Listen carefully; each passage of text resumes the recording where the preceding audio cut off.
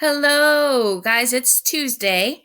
If you're not able to make it to our Google Meet today, obviously that's why you're here, so that you can still hear the lesson. Please just remember that every day when you watch a lesson or you attend a Google Meet, you're filling in this week lesson check-in. So you're going to do that 3 days this week, Monday, Tuesday, and Wednesday. Today's lesson is on analyzing characters so that we can write about our characters in our own short story. If you attended the Google Meet today, you do not have to watch this video unless you're trying to just re-highlight what we've talked about. But you will mark no that you did not attend, which is okay. And then at the end of this video, please make sure that you're coming back to this assignment and writing your 4-sentence summary to participate and show me that you've done the learning today. So back to this, we're focusing on the story, The Elevator, again. And remember, on Thursday and Friday of this week, I am going to ask you to write the ending of this story, The Elevator, because it was left on a cliffhanger. But before we do that, we want to make sure that we're using similar writing styles and techniques as this author so that our writing or our ending sort of flows and it doesn't seem like two totally separate authors have written this work. And so yesterday, we looked at vivid verbs and imagery and talked about how the author uses both of those in their writing. And therefore, when we go to write our ending, we need to make sure that we're also using vivid verbs and imagery as well. Today, we're going to be talking about analyzing characters. And basically what this means is that good authors explicitly and implicitly reveal a character's personality to us through their thoughts, actions, and speech. So as a reader, it's important that we really understand who a character is based on all of the things that the author has the character say and do and think. And the reason that we need to know that is because when we go to write, we need to make sure that we stay consistent with the author's characterization of a character. So, for example, our main character, Martin, in the story has very clear personality traits and characteristics. So when we go to write the ending of the story, we need to make sure that we're making Martin appear just like the author had intended or how the author had made him appear already in the story. We don't want Martin to suddenly become heroic and brave when throughout the text he's been a certain way. So we're going to watch this really quick video over analyzing characters that's going to tell us about the difference between characters and how to pay attention to a couple of things that the author does in order to convey a character's personality. And then we're going to look at this story. We're going to pick Martin apart and make sure that we really understand him so that when we go to write the ending of our story later this week, we can make sure that we're making Martin sound or act or say or think the same types of things that this author probably meant for him to say and do and think. All right, here we go. How to analyze short stories and characters. In a short story, you can have major characters and you can also have minor characters. The protagonist is the same as the main character in a short story. There are two ways of revealing the characters, either explicitly, which is when the narrator gives facts about the characters and interpret them, or implicitly, which is when the characters are revealed by what they say and do. Now let's have a look at a couple of examples. Gloria's playful red glasses and voluminous blonde hair gave people the impression that she was always happy. This was not the fact, however. Today Gloria felt sad and gloomy because Todd had refused to be her date at the office Christmas party. Being 40 and single wasn't a walk in the park. She tried to look happy and confident, but inside her heart was thumping. "Todd?" she asked, her voice sounding perhaps a bit too hopeful. "Would you like to be my date at the Christmas party?" When he said no and turned to walk away, she buried her face in her hands. Characters can be static or... Before we move on, I just want to remind you that the difference between those characters is that, that characterization is that sometimes the author will tell us exactly what a character is like, and other times we have to infer that. And we talked a lot about that at the beginning of the year. And so as a reader, this author in particular of The Elevator likes to use implicit characterization. That means that they want to tell us a lot about what the character's thinking and saying and what he's doing in order to kind of have us infer what his personality traits are like.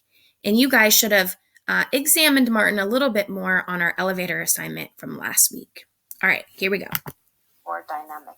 A static character is one who stays the same, while a dynamic character changes. A dynamic character can have a so-called epiphany, which means an awakening or an understanding of things. Okay. The relationship between characters... So before we move on, there's dynamic characters and there's static characters. Static characters stay the exact same the entire text, whereas a dynamic character changes, they grow, they develop over the course of the text. And so when we go to write our ending to this story, The Elevator, we, as now an author, we get to decide, well, do we want Martin to be a static character where he kind of stays the same even through the ending? Or do we want him to be a dynamic character that changes and grows and develops, maybe into something different than we would have expected? Characters is also important to investigate. Now, Gloria, she's in love with Todd. But Todd, on the other hand, he only wants Cynthia. Now, Cynthia, she doesn't want Todd either because she is in love with the boss.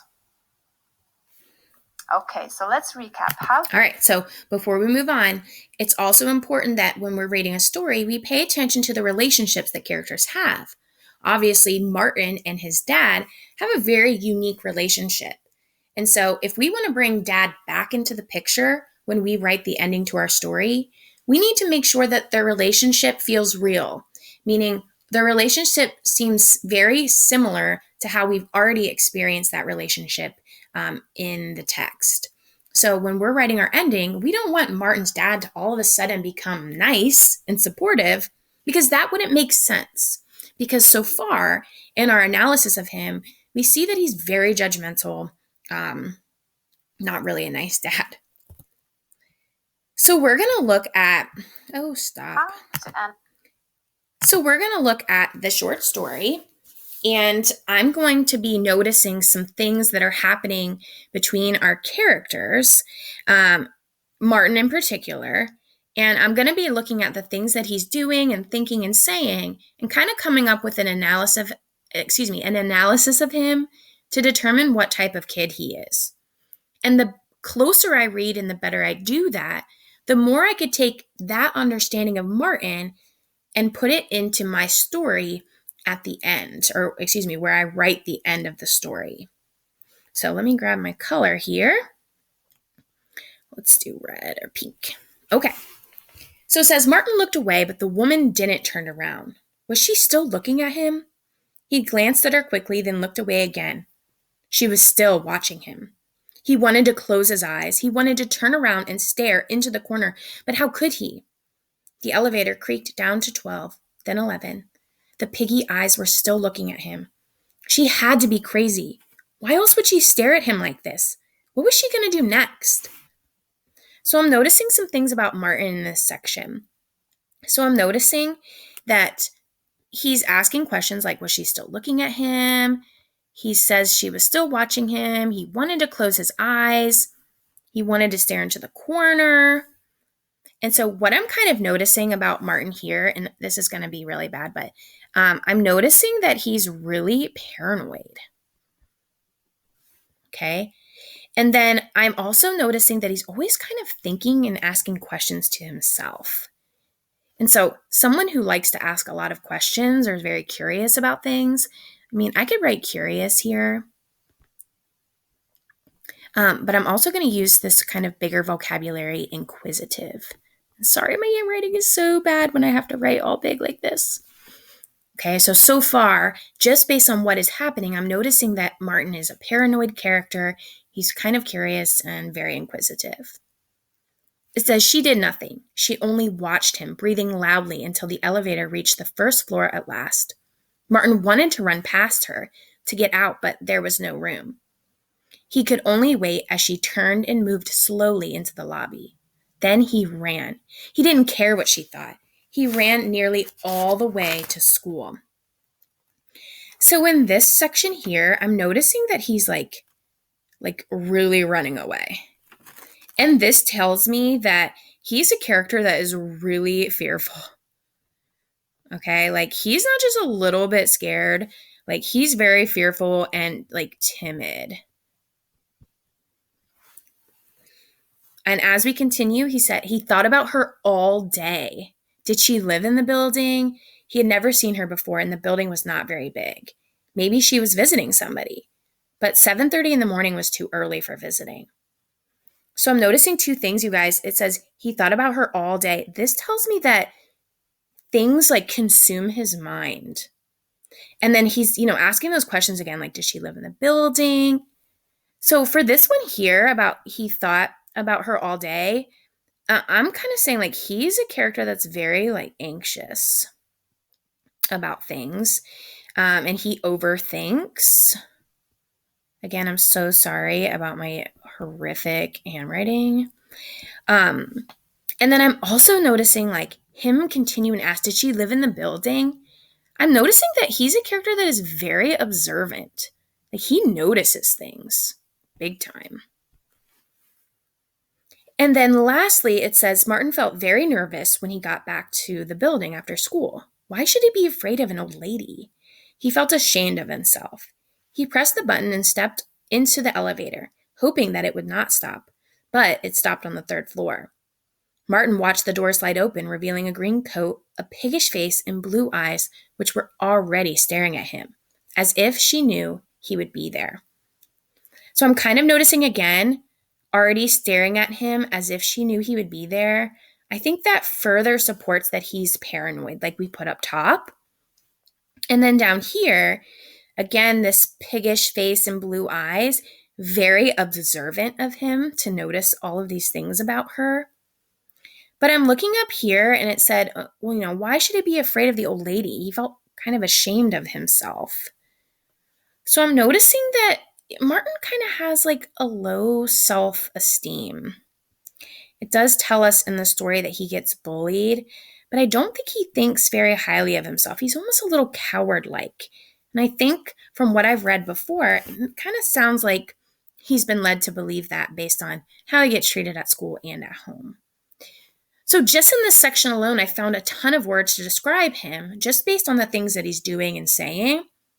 So he's paranoid, curious, inquisitive, fearful and timid, observant, anxious, an overthinker, and has low self-esteem. So when I go to write the ending of this story, I want to make sure that I either keep Martin a static character where he's still all of these things. He's paranoid. He's all of that. I want to make sure that he seems exactly like he was in the story. Or I can make him a dynamic character where he is maybe all of these things, but he starts to do things that show that he's growing and changing and becoming a different character. And so that's going to be up to you how you guys would like to do that.